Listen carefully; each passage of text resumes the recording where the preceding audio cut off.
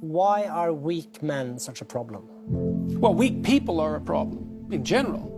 And I don't mean physically weak, I mean cowardly, let's say, and deceitful, because I'm thinking it more in terms of moral weakness. Well, there's a variety of reasons. First of all, if you can't support your own weight, let's say, then someone else has to do it. And that's not good.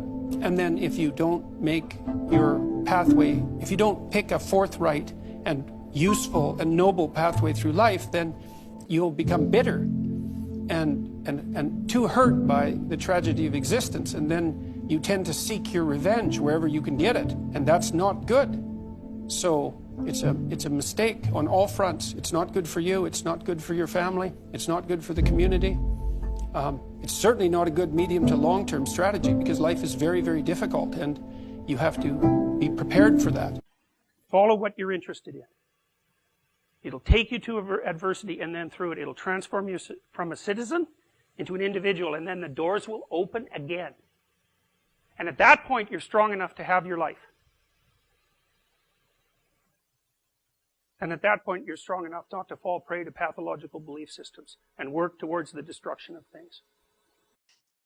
If you don't know what you're doing, aim at something. Is it the right thing? No. But it's better than just shooting randomly. So you aim at something, and then as you aim and you move towards it, you're going to find out why you're wrong. And then you might recalibrate your aim. And that's going to happen over and over, because as you move towards a goal, it recedes or it broadens, or it recedes and broadens, and otherwise you'd run out of things to do.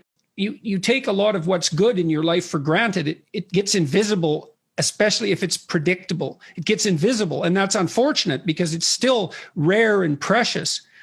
And if you know how terrible things can be, have been, or could become, then that can alert you to how fortunate you are when all hell isn't breaking loose right now everywhere in your life.